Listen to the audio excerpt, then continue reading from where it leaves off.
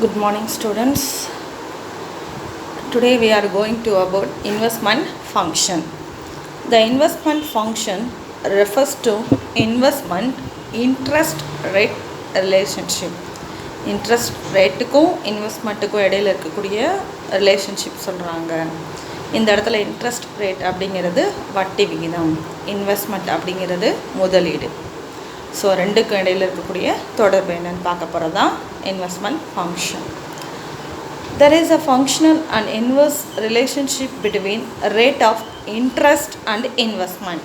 So rate of இன்ட்ரெஸ்ட்டுக்கும் இன்வெஸ்ட்மெண்ட்டுக்கும் உள்ள ரிலேஷன்ஷிப் எப்படி இருக்குன்னா இன்வர்ஸ் ரிலேஷன்ஷிப் அப்படின்னு சொல்கிறாங்க. அதாவது தலைகீழ் தொடர்பு அப்படின்னு சொல்லிட்டு சொல்கிறாங்க. ரேட் ஆஃப் இன்ட்ரெஸ்ட் குறைஞ்சிச்சு அப்படின்னு சொன்னால் இன்வெஸ்ட்மெண்ட்டு அதிகரிக்கும். ரேட் ஆஃப் இன்ட்ரெஸ்ட் அதிகரிச்சிச்சுன்னா இன்வெஸ்ட்மெண்ட் வந்து குறையும் அப்படின்னு சொல்கிறாங்க. The investment function slopes downward. So இதனுடைய கர்வ் எப்படி இருக்குது அப்படின்னா கீழ் நோக்கி போகுது. ஸோ ஸ்லோப்ஸ் டவுன்வர்ட் டைரெக்ஷனில் இருக்குது. இதை எப்படி எழுதலாம் அப்படின்னு சொல்லிட்டு பார்த்தோம்னா I is equal to F of R. I அப்படிங்கிறது இன்வெஸ்ட்மெண்ட் அப்படின்னு டினோட் பண்ணுது. ஆறுங்கிறது ரேட் ஆஃப் இன்ட்ரெஸ்ட். ஸோ இந்த ஃபங்க்ஷனில் பார்த்தீங்க அப்படின்னா investment dependent variable, rate of interest வந்து independent variable. Okay, consumption function பார்த்தோம் இல்லையா, அதே மாதிரி தான். Meaning of investment. The term investment means purchase of stocks and shares, debentures, government bonds and equities. இன்வெஸ்ட்மெண்ட்னா என்ன சொல்லியிருக்காங்க? ஸ்டாக் அண்ட் ஷேரை, டிபென்ச்சர்ஸை, கவர்மெண்ட் பாண்ட்ஸை வந்து ஈக்விட்டிஸ் வந்து பர்ச்சேஸ் பண்ண போகிறாங்க. பர்ச்சேஸ்னால் வாங்குறதுன்னு அர்த்தம். வாங்கினா நம்மகிட்ட உள்ள கையில் உள்ள இருப்பு என்ன செய்யும் அப்படின்னா குறையும். ஸோ இன்வெஸ்ட்மெண்ட்னால என்ன அர்த்தம்?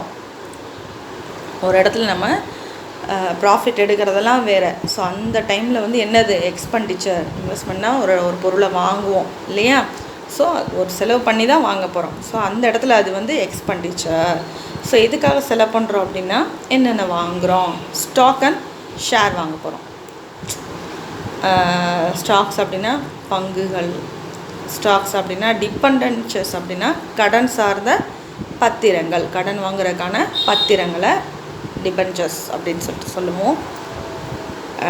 Debentures, government bonds and equities. Government கடன் வாங்கினா அதை வாங்கக்கூடிய பத்திரங்கள், அரசாங்கத்தினுடைய பங்குகள் அல்லது அரசாங்க சம்பந்தமான பத்திரங்கள் வாங்குறத கவர்மெண்ட் பாண்ட்ஸ் அண்டு ஈக்விட்டிஸ் அப்படின்னு சொல்கிறாங்க. அப்போ இன்வெஸ்ட்மெண்ட்னால் பர்ச்சேஸ் பண்ணுறத எதை பர்ச்சேஸ் பண்ண போகிறோம்? Share, bond. ஓகே, பங்குகளையும் பரிவர்த்தனைகளையும் வாங்குகிறோம் சரியா. ஸோ இதுக்கு பேர் தான் investment. According to Keynes it's only financial investment and not real investment. கீன்ஸோடைய கருத்துப்படி பார்த்தோம் அப்படின்னா இங்கே ஃபினான்ஷியல் இன்வெஸ்ட்மெண்ட் அப்படிங்கிறத இதை ரியல் இன்வெஸ்ட்மெண்ட்டுன்னு சொல்கிறாங்க. இது ஒரு நிதி முதலீடு மட்டுமே, ஆனால் இது ஒரு ஒரிஜினல் இன்வெஸ்ட்மெண்ட் கிடையாது. So this type of investment does result in an addition to the stock of real capital of the nation. So இது ஏற்கனவே இருக்கக்கூடிய ஒரு நாட்டின் உண்மையான வருமானத்தில் சேராது. Because it is called a financial investment. இது வந்து ரியல் இன்வெஸ்ட்மெண்ட் கிடையாது. ஸோ ஏற்கனவே நாட்டில் இருக்கக்கூடிய சேராது, காப்பீடோ அல்லது வருமானத்திலோ இது வந்து என்ன செய்யாது, இன்க்ளூட் ஆகாது. In the views of Keynes, investment includes expenditure on capital investment. கீன்ஸோட வியூவில் பார்த்தோம் அப்படின்னு சொன்னால் இன்வெஸ்ட்மெண்ட் வந்து எதை சொல்லுது? எக்ஸ்பெண்டிச்சர், அதாவது செலவினங்களை சொல்லுது. ஆன் கேபிட்டல் இன்வெஸ்ட்மெண்ட் அப்படிங்கிறது மூலதன முதலீடு அப்படின்னு மூலதனத்திற்காக செலவு செய்யக்கூடிய செலவுகளை சொல்லுது. ஸோ இந்த வியூஸ் ஆஃப் கீன்ஸோடைய பார்வைப்படி investment includes expenditure on capital investment. அந்த கேபிட்டல் மீன்ஸ் இப்போ ஒரு லேண்ட் வாங்கியிருக்கானா இல்லை ஒரு மெஷின் வாங்குறானா, ஸோ இதெல்லாம் தான் நம்மளுடைய இன்வெஸ்ட்மெண்ட், அதாவது மூலதனம் அப்படின்னு சொல்லிட்டு சொல்கிறோம். ஸோ இதுக்காகக்கூடிய செலவை வந்துட்டு அதுவும் செலவு தான் இல்லையா, அப்படின்னு கிங்ஸ் சொல்கிறார். The next one are types of investment. There are the two types of investment. The first one is autonomous investment and induced investment. Autonomous investment means தன்னிச்சையான முதலீடு. ஓகே, இன்டியூஸ்டு இன்வெஸ்ட்மெண்ட் அப்படின்னா தூண்டுகோலாக இருக்கக்கூடிய முதலீடு. சரிங்களா? இன்டியூஸ்டு இன்வெஸ்ட்மெண்ட் அப்படின்னு சொல்கிறாங்க. First one is autonomous investment.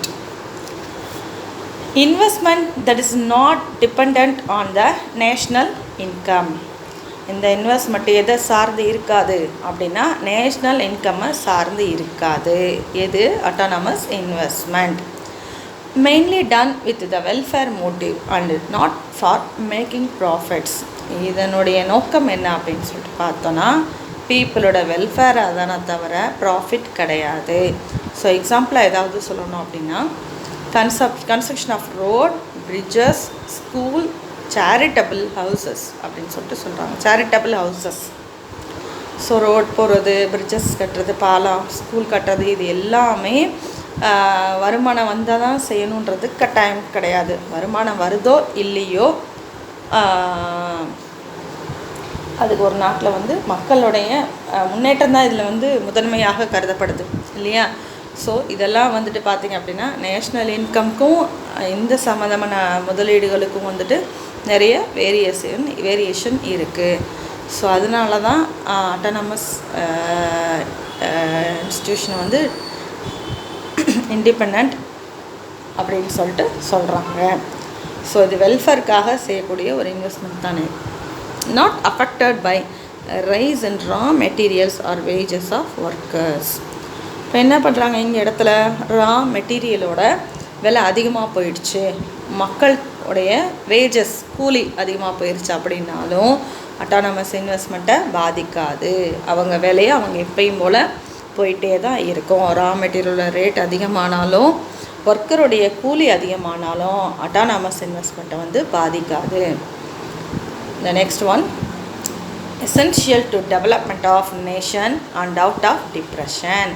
Autonomous investment எதுக்கு தேவைப்படுது? This essential, முக்கியமானது. எதற்கான essential அப்படின்னு பார்த்தோன்னா டெவலப்மெண்ட். என்ன டெவலப்மெண்ட்? நேஷன், ஒரு நாட்டினுடைய டெவலப்மெண்ட்டுக்கு இது ரொம்ப தேவைப்படுது. ஸோ அந்த நாடு டிப்ரெஷனில் இருக்கும்போது அதுலேருந்து மீண்டுறதுக்காகவும், டிப்ரெஷன்லாம் பொருளாதாரத்தில் வரக்கூடிய எக்கனாமிக்கல் டிப்ரெஷன். ஸோ அந்த டைமில் வந்துட்டு மக்களுக்கு வாங்கும் சக்தி இருக்காது, பர்ச்சேசிங் பவர் இருக்காது. ஸோ அந்த டைமில் இந்த அட்டானமஸ் இன்வெஸ்ட்மெண்ட் வந்து தேவைப்படுது அப்படின்னு சொல்லிட்டு சொல்கிறாங்க. Autonomous investment. Autonomous investment is the expenditure on capital formation, which is independent of the change in income, rate of interest or rate of profit. அப்போது அட்டானமஸ் இன்வெஸ்ட்மெண்ட்டு நம்ம இன்வெஸ்ட் பண்ணுறதுக்கு முன்னாடி என்ன பண்ணியிருக்கோம்? எக்ஸ்பெண்டிச்சர்னு சொல்லியாச்சு. ஏன் அப்படின்னா ஸ்டாக் அண்ட் ஷேரை டிஃப்ரென்சியேஷனை கவர்மெண்ட் வந்து என்ன பண்ணுறதுன்னா பணம் கொடுத்து வாங்குது. ஸோ அதுக்கு பேர் எக்ஸ்பெண்டிச்சர்னு நம்ம சொல்லிட்டோம். அந்த எக்ஸ்பெண்டிச்சர் எதுக்காக செய்கிறோம் அப்படிங்கிறதான் இந்த இடத்துல முக்கியம். ஸோ அது வந்து அட்டானமஸ் இன்வெஸ்ட்மெண்ட்டாக இன்டியூசஸ் இன்வெஸ்ட்மெண்ட்டான்றது நம்ம சொல்லியிருக்கோம். ஸோ அட்டானமஸ் இன்வெஸ்ட்மெண்ட் அப்படின்னா கேபிட்டல் ஃபார்மேஷன், அதாவது மூலதனத்திற்காக நாம் செய்யக்கூடிய செலவு. ஓகே, ஒரு புதுசாக ஒரு இடம் வாங்குகிறான், இல்லை ஒரு கம்பெனிக்கு ஒரு machine வாங்குகிறான்.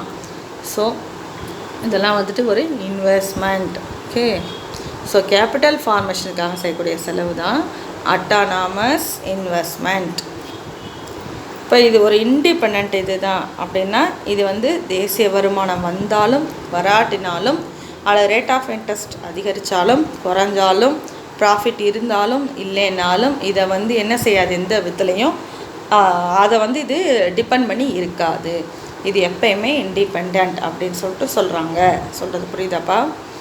Okay. This investment is independent of economic activity. Autonomous investment is income inelastic. The volume of autonomous investment is the same at all levels. So நம்ம ஏற்கனவே பார்த்தது தான் இது வந்து நேஷ்னல் இன்கம் ரேட் ஆஃப் ப்ராஃபிட்டை சார்ந்து இருக்காததுனால இதை இண்டிபெண்ட் அப்படின்னு சொல்லக்கூடிய ஒரு இன்வெஸ்ட்மெண்ட்டு. அப்போ பொருளாதார நடவடிக்கைகளை எதையும் டிபெண்ட் பண்ணி இருக்காது தான் இந்த அட்டானமஸ் இன்வெஸ்ட்மெண்ட். ஸோ இது ஒரு இன்கம் இன் எலாஸ்டிக், வருமானத்துக்கு எந்த விதமான மாற்றமும் தேவை கிடையாது. ஸோ அதுதான் இன்கம் இன் எலாஸ்டிக் அப்படின்னு சொல்கிறோம். வருமான என்ன சொல்கிறது அப்படின்னா ஃப்ளெக்சிபிலிட்டி இருக்காது. இன்கம் இன் எலாஸ்டிக் அப்படின்னா ஃப்ளெக்சிபிலிட்டி, நெகிழ்ச்சி இருக்காது. ஓகே, இன்கம் இன் எலாஸ்டிக் இது ரொம்ப முக்கியமான point. The value of autonomous investment is the same at all levels. இது எல்லா நிலைகளிலும் இந்த அட்டானமஸ் இன்வெஸ்ட்மெண்ட்டுடைய அளவு வந்து ஒரே மாதிரி தான் இருக்கும். ஸோ அட்டானமஸ் இன்வெஸ்ட்மெண்ட்டுடைய அளவு எல்லா ஸ்டேஜ்லேயும் அப்படியே ஒரே மாதிரியாக மெயின்டைன் ஆகும். The autonomous investment curve is horizontal parallel to x axis. So autonomous investment curve எப்படி வரையணும் அப்படின்னு கேட்டால் ஹரிசாண்டலாக வரையணும். ஸோ எக்ஸ் ஆக்சிஸ்க்கு எப்படி இருக்கணும், பேரலாக இருக்கணும். இந்த டயக்ராம் பாருங்கள், இதான் அட்டானமஸ் இன்வெஸ்ட்மெண்ட். எக்ஸ் ஆக்சிஸ் பார்த்தீங்க அப்படின்னா income, then x axis income, y axis is investment. இன்வெஸ்ட்மெண்ட்டுக்கு முன்னாடி ஐ, இன்கம்க்கு ஆல்ரெடி உங்களுக்கு தெரியும் ஒய். ஓகே, எக்ஸ் ஆக்சிஸ்க்கு பேரலாக கர்வ் வரைஞ்சாங்கன்னா, ஹரிசாண்டலாக வரைஞ்சாங்கன்னா அதை என்னன்னு சொல்கிறோம், அட்டானமஸ் இன்வெஸ்ட்மெண்ட் கர்வ் அப்படின்னு பேர். இந்த டயக்ராம் நல்லா பார்த்துக்கோங்க. எக்ஸ் ஆக்சிஸில் என்ன இருக்குது, ஒய் ஆக்சிஸில் என்ன இருக்குது, சரியா? டயக்ராம்னு நீங்கள் ஒன்றும் பேனிக் ஆக வேண்டாம். இது அட்டானமஸ் இன்வெஸ்ட்மெண்ட் கர்வு. எக்ஸ் ஆக்சிஸ்க்கு பேரலாக ஹரிசாண்டலாக வரைகிறதுக்கு கர்வுக்கு பேர் அட்டானமஸ் இன்வெஸ்ட்மெண்ட். அதை ஐ டேஷ்னு கொடுத்துருக்காங்க, I dash. Okay, in the times of economic depression the governments try to boost the autonomous investment. Thus, autonomous investment is one of the key concepts in welfare economics.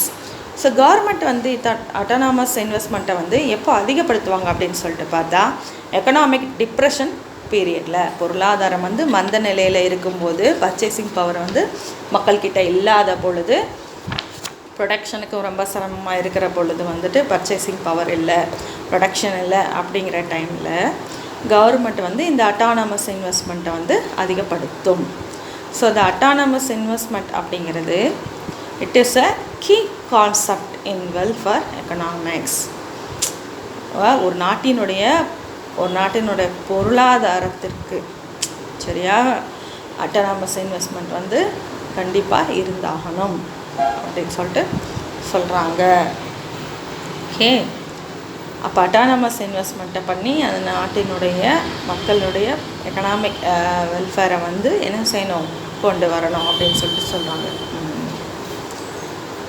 இதில் one words அதிகமாக வர்றதுக்கு chances இருக்குது. So இந்த இதை நல்லா பார்த்துக்கோங்கப்பா.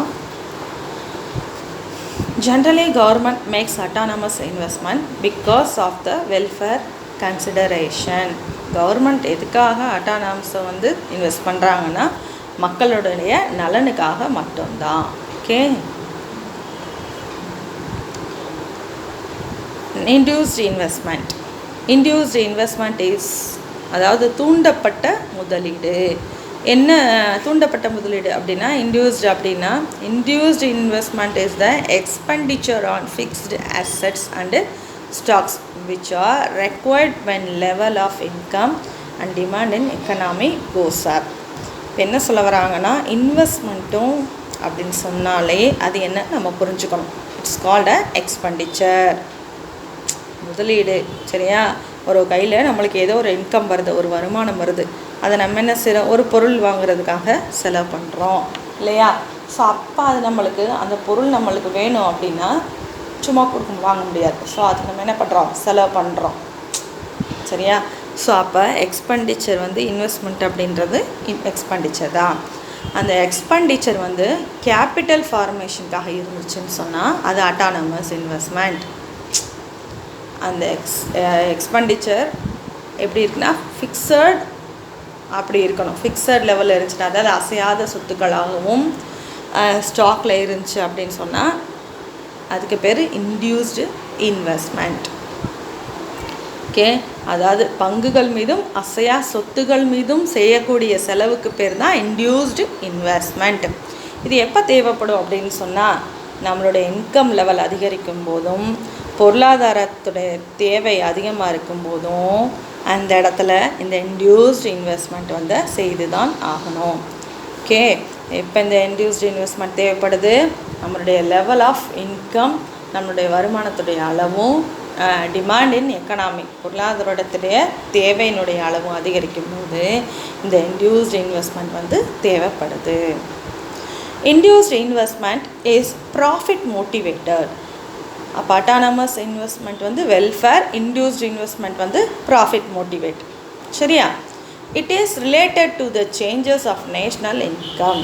இது national income உடைய மாற்றத்திற்கு ஏற்ப இது எப்படி இருக்கும், இந்த இன்டியூஸ்டு இன்வெஸ்ட்மெண்ட்டு மாறும்.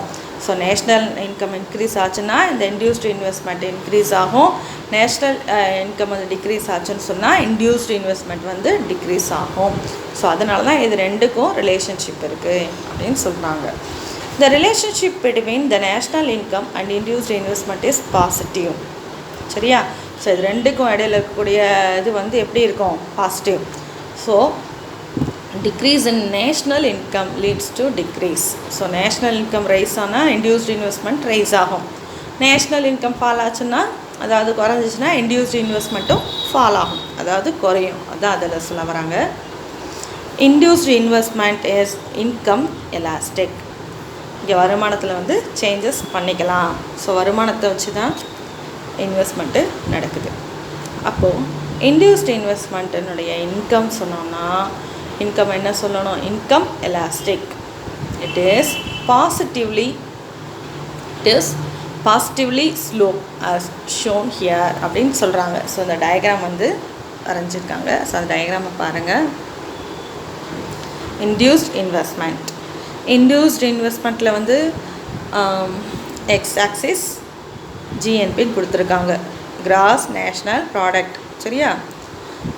எக்ஸ் ஆக்சிஸில் GNP national income, national investment. Y ஆக்சிஸில் இன்வெஸ்ட்மெண்ட். இந்த கர்வ் எப்படி இருக்குது அப்படின்னு பாருங்கள். இது வந்து ஸ்ட்ரைட்டாக இருக்குது. எக்ஸ் ஆக்சிஸ் வந்து ஜிஎன்பி, ஒய் ஆக்சிஸில் இன்வெஸ்ட்மெண்ட். இதில் வந்து ஸ்லோப் வந்து பாசிட்டிவ். சரிங்களா? கீழேருந்து மேலே நோக்கி என்ன செய்து வரையப்பட்டிருக்கு. ஸோ ஐடி அப்படிங்கிறது இன்டியூஸ்டு இன்வெஸ்ட்மெண்ட் கர்வ்னு அர்த்தம். ஸோ இதுதான் இன்டியூஸ்டு இன்வெஸ்ட்மெண்ட் கர்வ் வந்து. ஸோ அடுத்து பார்த்திங்கன்னா டிஃப்ரென்ஷியேட் பண்ணியிருக்காங்க. அட்டானமஸ் இன்வெஸ்ட்மெண்ட்டையும் இன்டியூஸ்டு இன்வெஸ்ட்மெண்ட்டையும் டிஃப்ரென்ஷியேட் பண்ணியிருக்காங்க. ஸோ அட்டானமஸ் இன்வெஸ்ட்மெண்ட் வந்து இண்டிபெண்ட், இது வந்து இன்டியூஸ்டு இன்வெஸ்ட்மெண்ட் வந்து பிளான்டு. சரியா? அடுத்து டிபெண்ட். அட்டானமஸ் வந்து நேஷ்னல் இன்கம்மை டிபெண்ட் பண்ணியிருக்கு. அடுத்து இதில் அட்டானமஸ் பாருங்கள், இன்கம் இன்எலாஸ்டிக். இன்டியூஸ்டு இன்வெஸ்ட்மெண்ட் வந்து இன்கம் எலாஸ்டிக் இதுலேயும். சரியா? இன்கம்க்கு ஏற்ப அது என்ன செய்யும், மாறுபடும், ஃப்ளெக்சிபிலிட்டி இருக்கும். அட்டானமஸ் இன்வெஸ்ட்மெண்ட்ன்றது வெல்ஃபேர் மோட்டிவ், இன்டியூஸ்டு இன்வெஸ்ட்மெண்ட் வந்து ப்ராஃபிட் மோட்டிவ். ஓகே, இது ஒரு 3 மார்க் கொஷின்ஸில் கேட்கலாம். ஸோ நல்லா படிச்சுக்கோங்க. அட்டானமஸ் இன்வெஸ்ட்மெண்ட்டு, இன்டியூஸ்டு இன்வெஸ்ட்மெண்ட்டு தனியாகவும் கேட்கலாம், டிஃப்ரென்ஷியேட் பண்ணியும் கேட்கலாம். ஓகே.